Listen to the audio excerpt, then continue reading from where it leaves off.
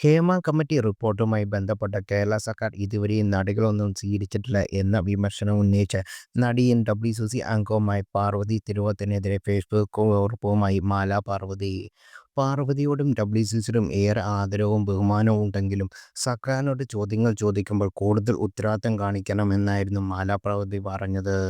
സിനിമയിൽ സ്ത്രീകൾക്ക് കൂടുതൽ അവസരം ഒരുക്കുന്നതിനും മെച്ചപ്പെട്ട തൊഴിലിടങ്ങൾ സൃഷ്ടിക്കുന്നതിനും വേണ്ടി സർക്കാർ എടുക്കുന്ന നിരവധിയായ പ്രവർത്തനങ്ങൾ കാണാതെയോ പാർവതി സംസാരിക്കുന്നത് എന്ന് മാല പാർവതി ചോദിച്ചു.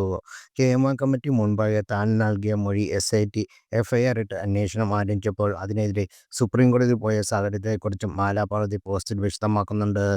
കഴിഞ്ഞ ദിവസമാണ് സർക്കാരിനെതിരെ വിമർശനവും പരിഹാസവുമായി പാർവതി രംഗത്തെത്തിയത്.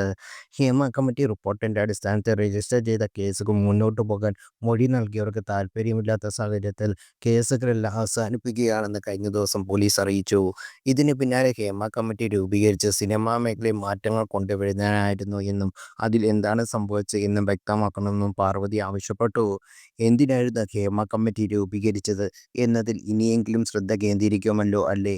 സിനിമാ മേഖലയിൽ ആവശ്യമായ നിയന്ത്രണങ്ങളും മാറ്റങ്ങളും കൊണ്ടുവരാനുള്ള നയങ്ങൾ രൂപീകരിക്കുക എന്നായിരുന്നു ആ കമ്മിറ്റി സമർപ്പിച്ച റിപ്പോർട്ടിന്റെ ലക്ഷ്യം അല്ലേ? ഇതിൽ കൂടുതൽ എന്താണ് മുഖ്യമന്ത്രി ഇപ്പോൾ സംഭവിക്കുന്നത്?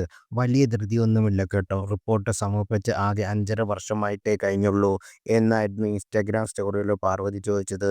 കേസുകൾ പിൻവലിക്കുന്നതുമായി ബന്ധപ്പെട്ട വാർത്തകൾ പങ്കുവച്ചുള്ളായിരുന്നു ഈ പ്രതികരണവും.